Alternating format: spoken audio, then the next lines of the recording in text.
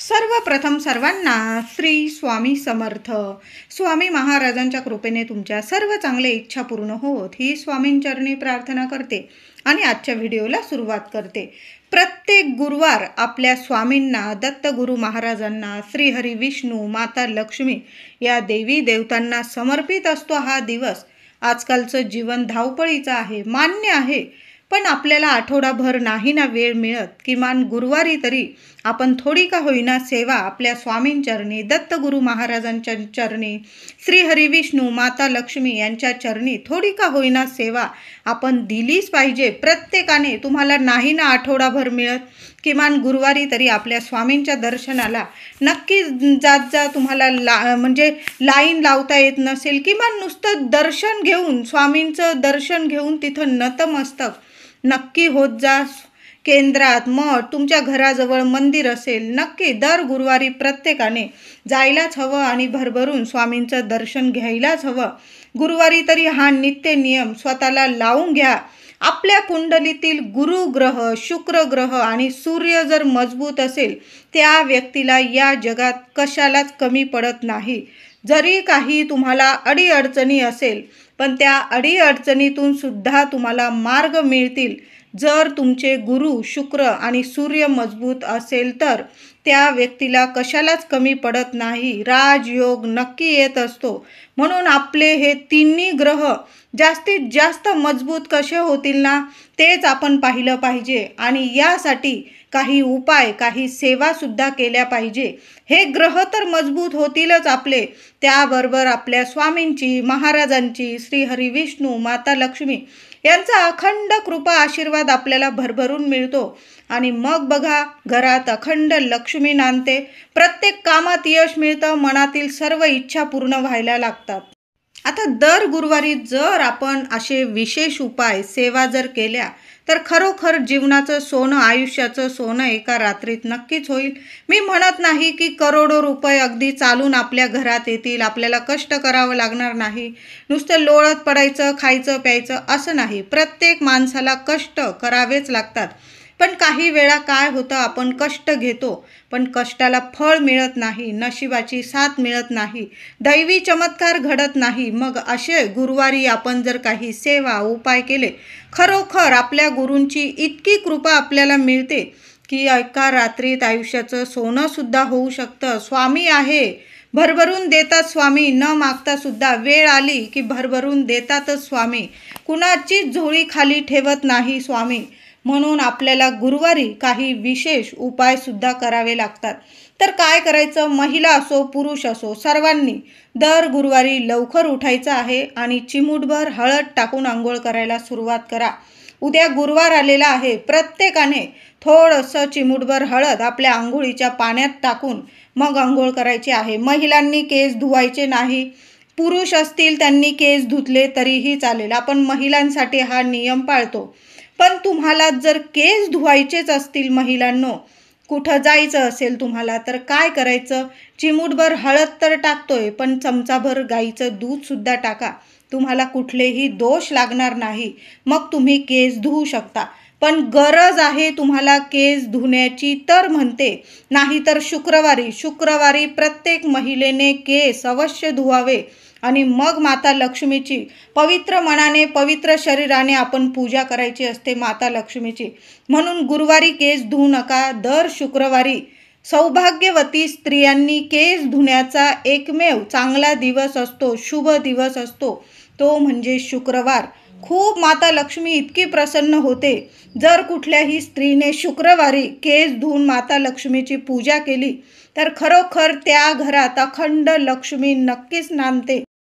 आता दर गुरुवारी फक्त आंघोळीच्या पाण्यात चिमूटभर हळद टाका आणि केस न धुता आंघोळ करायची आहे. मुलांच्या सुद्धा आंघोळीच्या पाण्यात चिमूटभर हळद टाकायला सुरुवात करा. गुरुग्रह मजबूत, हळूहळू मजबूत व्हायला सुरुवात होईल आणि एकदा का गुरुग्रह मजबूत झाला, शुक्र ग्रह मजबूत झाला, सूर्यग्रह मजबूत झाला, हळदीचा हा चमत्कारिक उपाय दर गुरुवारी करायला सुरुवात करा. आपले तिन्ही ग्रह मजबूत व्हायला सुरुवात होते. आता नुसती हळद आंघोळीच्या पाण्यात टाकूनच आपले हे तिन्ही ग्रह मजबूत होतील का? नाही. आपल्याला काही सेवासुद्धा करायची आहे. तर दर गुरुवारी आंघोळ झाली की थोडीशी हळद ओली करायची. साधं पाणी जरी टाकलं ना, थोडंसं एखाद्या वाटीत थोडीशी हळद घ्यायची आहे, त्यात थोडंसं पाणी टाकायचं आहे, किंवा तुमच्याकडं गुलाबजल असेल तर अवश्य टाका त्यात, आणि ती हळदीची पेस्ट तयार करायची आहे. आणि प्रत्येकाने थोडासा हळदीचा टिलक आपल्या कपाळी करायचा आहे. सुरुवात तर करा. ही थोडीशी हळद काय काय चमत्कारिक बदल तुमच्या आयुष्यात घेऊन येईल तुम्हालाच कळतील. लगेच फरक जाणवेल. काही ना काही चमत्कारिक घटना घडायला लागतील. तुम्ही बऱ्याच दिवसांपासून वाट बघत आहात, हे काम होत नाही, ते काम होत नाही, कुठल्याही कामात पाऊल टाकलं की तुम्हाला अपयश मिळतं. असं जर होत असेल तुमच्या घरात किंवा तुमच्या जीवनात, किंवा पैशांविषयी काही अडीअडचणी असतील, तर हळदीचा तिलक लावायला सुरुवात करा. तुम्ही हळद घ्या, थोडंसं गुलाबजल टाका, गुलाबजल नसेल साधं पाणी टाका, आणि प्रत्येकाने, अगदी लहान मुलं असतील ना, विद्यार्थी, त्यांनीसुद्धा हळदीचा हा तिलक दर गुरुवारी नित्य नियम करा. आंघोळ झाली की हा तिलक लावायला सुरुवात करा. घरातल्या प्रत्येक व्यक्तीने हा तिलक आपल्याला कपाळी लावायचा आहे. हळद ओली करायची आणि आंघोळीनंतर लगेच तिलक करायचा. महिलांनी जर बेंबीत लावायची असेल तुम्हाला, तिथंही लावू शकता. यामुळे तुमचे ग्रहमान, वाईट ग्रहमान असतील ते सुद्धा नष्ट होतील, आणि तुमच्या कुंडलीतील हे तिन्ही ग्रह मजबूत होतील, आणि आयुष्यातील मोठमोठे चमत्कारिक बदल तुम्हाला जाणवू लागतील. प्रत्येक इच्छा तुमची पूर्ण व्हायला लागेल. अगदी हळूहळू का होईना, पण तुमच्या इच्छा पूर्ण व्हायला लागेल. तुम्ही जे काम करताय त्यात तुम्हाला कष्टाला फळ मिळायला लागेल. विद्यार्थी असेल त्यांची बुद्धीसुद्धा तीक्ष्ण व्हायला लागेल. काही वेळा मुलं अभ्यास करता, सकाळी अभ्यास करताय, रात्री थोडं विसरताय. काही वेळा असं सुद्धा होतात. आजकाल अभ्यास इतका असतो की मुलांची सुद्धा स्मरणशक्ती वाढणं खूप गरजेचं आहे. मग मूल लहान असो किंवा मोठं, नोकरी करणारी मुलंसुद्धा खूप नोकरीत वगैरे त्यांना टेन्शन असतं. मग गुरुवारी आंघोळीच्या पाण्यात हळद आणि हळदीचा हा तिलक आयुष्यात खूप मोठमोठे चमत्कार नक्कीच घडवून आणेल. म्हणून महिला असो, पुरुष असो, विद्यार्थी असो, हळदीचा हा तिलक लावायला सुरुवात तर करा. त्याचबरोबर महिलांनो, दर गुरुवारी थोडासा कापूर कांडायचा, बारीक करून घ्या कापूर. थोडंसं पाणी घ्या, त्यात थोडासा कापूर टाका. भीमसेन कापूर असेल तर अतिशय उत्तम, साधा कापूर असेल तरीही चालेल, पण भीमसेन कापूर आणून ठेवा. आणि त्याचबरोबर पाण्यात थोडीशी हळद, कापूर आणि हळद मिक्स करून घ्या पाण्यात, आणि घराच्या कान्या कोपऱ्यात हे पाणी शिंपडून द्यायचं आहे. भाड्याचं घर असो किंवा स्वतःचं असो, तुम्ही भाड्याच्या घरात राहत असाल तरी पण तुम्ही त्या घराचं भाडं देत आहात. ते तुमचं घर आहे, तुम्ही त्या राहत आहात. जोवर तुम्ही त्या घरात राहत आहात ते तुमचं घर आहे, त्यात तुम्ही संसार करत आहात. म्हणून त्या घरातले वास्तुदोष दूर होणं खूप महत्त्वाचं आहे. असं नाही की भाड्याचं घर आहे कसंही राहू आपण, असं नाही. प्रत्येक घरात वास्तू असते, ही नेहमी तथास्तूच म्हणत असते. म्हणून भाड्याचं असो स्वतःचं असो, दर गुरुवारी कापूर आणि हळद पाण्यात मिक्स करायची. चांगली पाणी चांगलं मिक्स करा आणि घराच्या कान्या कोपऱ्यात हे पाणी शिंपडायला सुरुवात करा. अगदी अंगण असेल, उंबरठा असेल, सगळीकडं हे पाणी शिंपडायचं आहे. आणि नंतर स्वच्छ उंबरठा पुसायचा. आणि अगदी पातळ जरी हळदीचं लेपन केलं, हळद आणि गोमूत्र एकत्र करून, तरीही चालेल. अगदी दाटसरच लेपन झालं पाहिजे असं नाही. पातळ जरी केलं तुम्ही तरीही चालेल. पण दर गुरुवारी हे उपाय महिलांनो आपल्या घरात झालेच पाहिजे. बघा, वास्तुदोष तुमच्या घराला नावाला सुद्धा उरणार नाही काही वेळा आपण. म्हणून दर गुरुवारी असं पाणी आपल्या घरात नक्की शिंपडत जा. मोठमोठे वास्तुदोष तुमच्या घरातले दूर होतील. बघा, आपण काही वेळा सेवा करतो, उपाय करतो, पण काही फरक जाणवत नाही. आपल्या घरातलं वातावरण सकारात्मक होत नाही, पवित्र होत नाही, नकारात्मकता तिथं असते. तर हे उपाय जर आपण गुरुवारी सुरू केले तर हे उपाय माता लक्ष्मी सह श्रीहरी विष्णू आपल्या स्वामींना प्रिय आहे. हळद, गोमूत्र, कापूर आपल्या देवी देवतांना खूप प्रिय आहे, प्रसन्न करतात हे. म्हणून घरातली शुद्धता, पवित्रता वाढवण्याचं, सकारात्मकता वाढवण्याचं काम हे उपाय करत असता.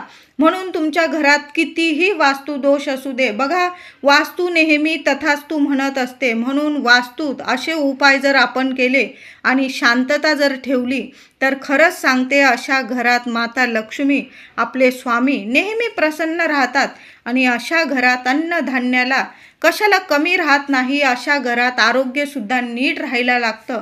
म्हणून हे उपाय महिलांनो, उद्या गुरुवार आहे, गुरुवारपासूनच सुरू करा. लवकर उठायचं आहे आणि हे उपाय नित्य नियमाने दर गुरुवारी करायचेच आहे. बघा 5 गुरुवार करून तर बघा, तुम्ही नंतर नाही केले तरी चालेल, तुम्ही नेहमी करायला लागाल असे उपाय आहे हे. तुम्ही किमान 5 गुरुवार हे उपाय सुरू तर करा. 1 गुरुवारच्या आतच तुम्हाला फरक नक्की जाणवणार आहे. उद्या हे उपाय सुरू तर करा. 24 तासांच्या आत तुमच्या घरात आनंदाच्या बातम्या यायला लागतील, कामात यश मिळायला लागेल, मुलांची प्रगती व्हायला लागेल. म्हणजे खुश खबर, आपल्या घरात आनंदाच्या बातम्या यायला लागेल आणि आडलेली कामं, बरेच दिवस झाले तुमची कामच होत नाही, ते कामंसुद्धा आपोआप व्हायला लागतील. त्याचबरोबर दर गुरुवारी तुळशीला पाणी न घालता, आता आपण विठ्ठल रुक्मिणीची मूर्ती आहे, श्रीहरी विष्णूंची, बाळकृष्णाची मूर्तीला अभिषेक घालतोय, ते पाणी तुम्ही तुळशीला टाकू शकता. पण इतर पाणी नाही टाकलं तुम्ही तरीही चालेल. मग दर गुरुवारी काय करायचं, तुळशीला चमचा किंवा 2 चमचे मुळाशी कच्चं दूध अर्पण करायला सुरुवात करा. आणि ते दूध अर्पण केलं की चिमूटभर हळद पण अर्पण करायची.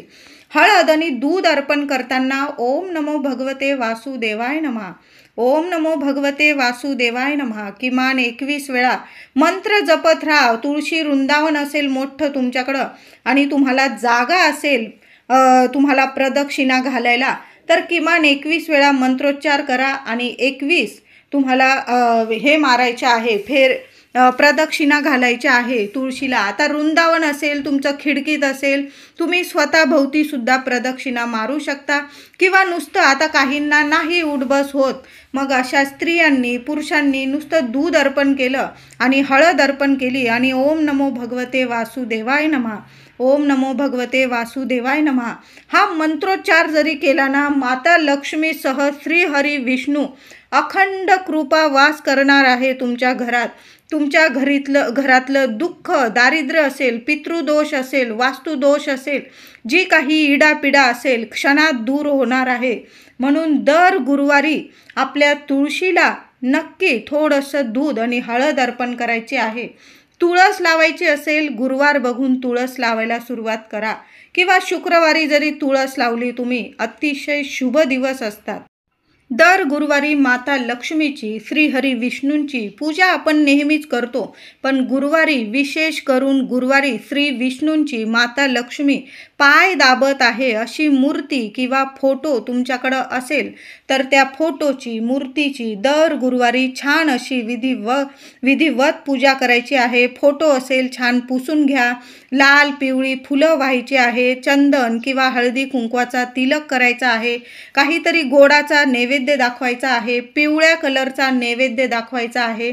पिवळं कापड असेल तर देवघरात अंथरून त्यावर तो फोटो किंवा मूर्ती ठेवायची आहे. म्हणजे बघा श्रीहरी विष्णू म्हणजे झोपलेले आहे आणि माता लक्ष्मी त्यांचे पाय दाबत आहे अशी मूर्ती, फोटो जर तुमच्या घरात असेल तर अतिशय उत्तम. नसेल तर तुम्ही गुरुवार बघून असा फोटो किंवा मूर्ती आणून तुमच्या देवघरात स्थापन करू शकता. पिवळी फुलं व्हा, माता लक्ष्मीला लाल फुलं व्हायची आहे, पिवळा नैवेद्य दाखवायचा आहे. यामुळे सुद्धा घरात मोठमोठे चमत्कारिक बदल तुम्हाला जाणवतील. म्हणून दर गुरुवारी अशा फोटोची किंवा अशा मूर्तीची माता लक्ष्मी श्रीहरी विष्णूंचे पाय चेपत आहे, दाबत आहे, त्यांची सेवा करत आहे असा जर फोटो असेल तर खूप छान. बघा किती सुंदर, म्हणजे तो फोटो बघताच इतकं मन प्रसन्न होतं. मग अशा घरात वातावरणसुद्धा कायम प्रसन्न राहतं. म्हणून असा फोटो आणायचा असेल तर गुरुवार बघून नक्की आणू शकता तुम्ही. त्याचप्रमाणे दर गुरुवारी किमान 5 गुरुवार तरी आपल्याला प्रत्येक आईने जरी उपाय केला किंवा वडिलांनी, मुलांना खूप अडीअडचणी येत आहे, तुमची मुलं अभ्यास करत असतील, विद्यार्थी असतील किंवा नोकरी करत असतील किंवा नोकरी लागून त्यांच्या विवाहात म्हणजे लग्नात काही अडथळे येत असतील किंवा मुलाबाळांची लग्न पण झालेली आहे, संतान प्राप्ती होण्यात काही प्रॉब्लेम येत असतील, तर काय करायचं आहे? आईने करा, वडिलांनी करा किंवा स्वतः मुलगा किंवा मुलगी हे उपाय करू शकता। दर गुरुवारी किमान 5 गुरुवार तरी गाईला स्वतःच्या हाताने गूळ आणि चण्याची डाळ स्वतःच्या हाताने खाऊ घालायची आहे। गाईने तुमचे हात चाटले तर तुमच्या नशिबात जे काही वाईट ग्रहमान असतात, तुमच्या हस्तरेषा जर काही वाईट असतील, येणारे अपयश तुमच्या हस्तरेषातून पुसून जातात व तुम्हाला प्रत्येक कामात यश मिळायला लागतं। म्हणून दर गुरुवारी आपल्याला गाईला चणा डाळ आणि गूळ खाऊ घालायचा आहे।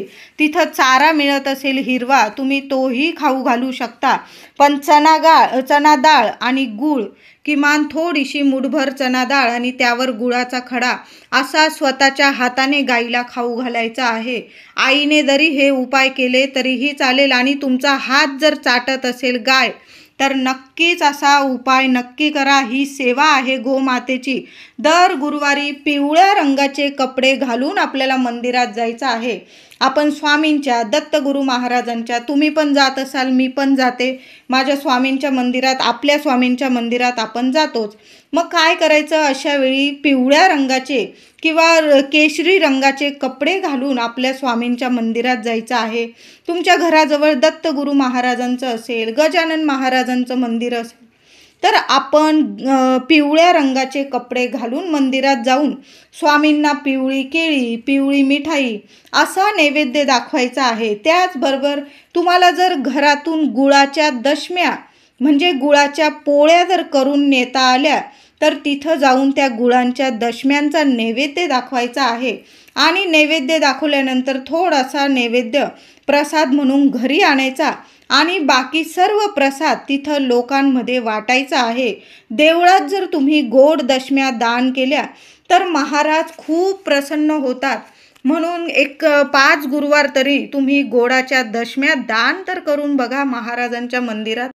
त्याचबरोबर 5 गुरुवार प्रत्येक आईने स्वामींच्या मठात म्हणजे स्वामींच्या मंदिरात जाऊन एक तुपाचा दिवा स्वामींसमोर लावायचा आहे। आता समजा मंदिरात स्वामींसमोर आपल्याला दिवा नाही लावता आला, तर काय करायचं? स्वामींच्या जवळपास जरी लावला, मंदिराबाहेर जरी लावला, औदुंबराचं झाड असेल तिथं एखाद्या कोपऱ्याला आपण मातीच्या पंतीत तुपाचा दिवा लावला तरीही चालेल। तुपाच्या दिव्यात सात्विकता असते, यशाचे आणि मांगल्याचे प्रतीक आहे तुपाचा दिवा।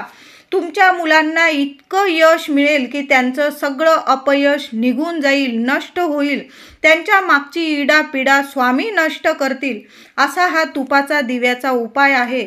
म्हणून 5 गुरुवार तरी उपाय करताना, सेवा करताना स्वामींना नतमस्तक व्हायचं, स्वामींना प्रार्थना करायची। तसं तर सांगायची गरज नाही, पण आपलं मन तरी आपण कोणाकडं मोकळं करायचं? आपल्या स्वामींजवळ मोकळं करायचं। इतरांना काही सांगत बसू नका। तुम्हाला जगातलं कितीही मोठं संकट असू दे, आपल्या स्वामींना सांगत जा आणि स्वामींच्या चरणी किंवा औदुंबराचं झाड असेल मंदिराच्या बाहेर, तिथं स्वामींना नतमस्तक होऊन प्रार्थना करून तो दिवा, आपली इच्छा बोलून तो दिवा प्रज्वलित करायचा आहे। थोडा वेळ शांत बसा तिथं आणि मग घरी यायचं आहे। ती पंती घरी आणू नका, प्रत्येक गुरुवारी नवीन मातीची पंती घ्या। असं 5 गुरुवार तुम्हाला स्वामींच्या मठात जाऊन, बाहेर जरी तुम्ही औदुंबराच्या झाडाखाली असे 5 गुरुवार तुम्ही जर तुपाचा दिवा लावला, तुमच्या मुलांच्या आयुष्यातील कठीण इच्छासुद्धा पूर्ण होतील आणि जी काही इडापिडा असेल, नकारात्मकता असेल, अपयश असेल, स्वामी संपूर्ण नष्ट करतील। हा उपाय प्रत्येक आईने करायचा आहे। 4 दिवस आल्यास पुढील गुरुवारी हा उपाय अखंड करायचा आहे। पण 5 गुरुवार ही सेवा हा उपाय प्रत्येक आईने करून तर बघा. एका गुरुवारमध्येच मुलांच्या कितीही कठीण इच्छा पूर्ण व्हायला लागतील. मुलं शिक्षण घेत असेल, नोकरी असेल, नोकरीत पगारवाढ, प्रमोशन, कुणी त्रास देत असेल, म्हणजे किती काही ना काही प्रत्येकाला अडीअडचणी आहे. पण उपायसुद्धा आपण केले तर खरंच जीवनात मोठमोठे बदल आपले स्वामी नक्कीच घडवून आणत असतात. महाराजांच्या आसपास तुम्हाला दिवा लावायचा आहे. मग तुम्ही बाहेर जरी औदुंबराखाली जरी लावला तरीही चालेल, पण एक दिवा स्वामींचरणी नक्की तुम्ही प्रार्थना करा. तुमची जी इच्छा आहे ती बोलून एक दिवा दर गुरुवारी लावून तर बघा. दर गुरुवारी आपल्याला स्वामींची सेवा आपण तर नित्य नियमाने करतोच, पण दर गुरुवारी 11 माळी श्री स्वामी समर्थ मंत्र जप जरूर करायचा आहे. प्रत्येकाने करा. त्याचबरोबर एक पाठ स्वामी चरित्र सारामृताचा प्रत्येकाने करा. तुम्हाला जर नाही वेळ मिळत ना, थोडे अध्याय सकाळी वाचा, थोडे अध्याय दुपारी, थोडे संध्याकाळी, थोडे रात्री, असे 4 टाईम जरी तुम्ही वाचलं तरी पण चालेल. पण एक पाठ दर गुरुवारी एक पाठ स्वामी चरित्र सारामृताचा व्हायलाच पाहिजे आपल्याकडून. कुणीही करा, घरातील पती पत्नी मुलं कुणीही केलं तरीही चालेल, पण घरात आपल्या घरात म्हणजे सगळ्या भिंतींना पण ऐकू गेलं पाहिजे. अशा स्वरात अगदी पुटपुटायचं नाही, थोडासा आवाज जर असा आपल्या भिंतींना पण गेला पाहिजे. आपल्या स्वामींचं स्वामी चरित्र म्हणजे आत्मा आहे आपल्या स्वामींचा. ते जर आपण थोडंसं वाचलं, एक पाठ जर दर गुरुवारी केला तर बघा जीवनाचं आयुष्याचं नक्कीच सोनं होतं. स्वामींची सर्वात प्रभावी सेवा जर म्हटली ना तर 11 माळी स्वामींचा जप आणि एक पाठ स्वामी चरित्र सारामृताचा.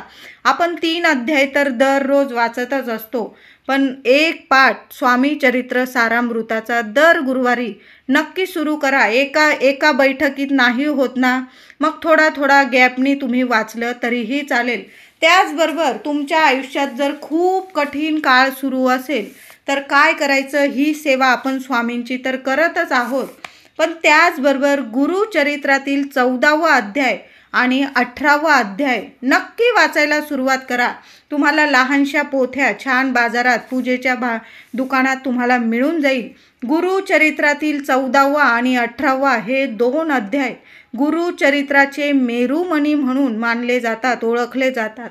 हे अध्याय जो व्यक्ती घरात पठण करतो किंवा तुम्ही स्वामी केंद्रात, मठात, दत्तगुरू महाराजांच्या मंदिरात जरी बसून बोललात किंवा तुमच्या घराजवळ औदुंबराचं झाड असेल त्याच्या खाली जरी दिवा लावून तुम्ही हे 2 अध्याय पठण करायला सुरुवात केले तर कितीही कठीण समस्या असू दे, मार्ग 24 तासाच्या आत नक्कीच स्वामी स्वतः मार्ग काढतात. आपले दत्तगुरू महाराज स्वतः येऊन मार्ग काढतात. कोणत्या ना कोणत्या रूपात येऊन तुमची मदत नक्की करून जातील. स्वामींची सेवा आपण करतच आहोत. त्याबरोबर स्वामींना हे 2 अध्याय गुरुचरित्र स्वामींना प्रिय आहे, पण त्यातील तुम्हाला प्रत्येकालाच गुरुचरित्र पारायण करणं शक्य होत नाही. मग अशा वेळी कठीण काळ सुरू आहे, कुठलाच मार्ग मिळत नाही, मग काय करायचं, दर गुरुवारी घरात किंवा मंदिरात किंवा औदुंबराच्या झाडाखाली गुरुचरित्रातील 14वा आणि 18वा अध्याय हे 2 अध्याय पठण करायला सुरुवात करा. कितीही कठीण काळ असू द्या, नक्कीच मार्ग निघेल. 24 तासाच्या आत तुमच्या कठीण समस्या दूर होतील आणि स्वामी साक्षात आपल्याला दर्शन देतील. दत्तगुरू महाराज कोणत्या ना कोणत्या रूपात येऊन नक्की दर्शन देतील. तुम्ही जर औदुंबराच्या झाडाखाली दिवा लावून पाणी अर्पण करायचं औदुंबराला आणि दिवा लावून ते 2 अध्याय जर पठण केले गुरुचरित्रातील, खरंच सांगते आयुष्याचं सोनं झाल्याशिवाय राहणार नाही. म्हणून नक्की ही सुद्धा सेवा करायला सुरुवात करा. किमान 5 गुरुवार तर करून बघा. तुम्ही कायम तुम्ही ही सेवा करायला सुरू कराल अशी चमत्कारिक ही सेवा आहे, प्रभावी ही सेवा आहे, स्वामींना प्रिय ही सेवा आहे. म्हणून सुरू तर करा दर गुरुवारी. त्याचबरोबर स्वामींच्या दत्तगुरू महाराजांच्या आपण मंदिरात तर जातोच, मग मंदिरात गेल्यानंतर आपण स्वामींना पिवळ्या कलरची मिठाई, पेढे, केळी आपण नैवेद्य अर्पण करणारच आहोत. त्याचबरोबर मंदिराबाहेर सुद्धा कुणी गरीब व्यक्ती असेल त्याला पिवळी डाळ, चण्याची, तुरीची, मुगाची डाळ, केळी, गूळ, पिवळी पेढे असे दान दर गुरुवारी करायला सुरुवात करा. मी म्हणत नाही सगळंच दान करा, एखादी वस्तू, यातील एखादी वस्तू तरी दान करायला सुरुवात करा. बघा, खूप खूप छान तुम्हाला अनुभव यायला लागतील. पितृदोष सुद्धा नावाला राहणार नाही. असं गोरगरिबांना जर दान केलं दर गुरुवारी तर प्रखर पितृदोष सुद्धा नष्ट होतो आणि आयुष्यात सुख शांती लाभत असते. स्वामी कृपा होते आपल्यावर. म्हणून ही सेवा दर गुरुवारी करा आणि जेवढं दान होईल ना तेवढं नक्की करायचं आहे.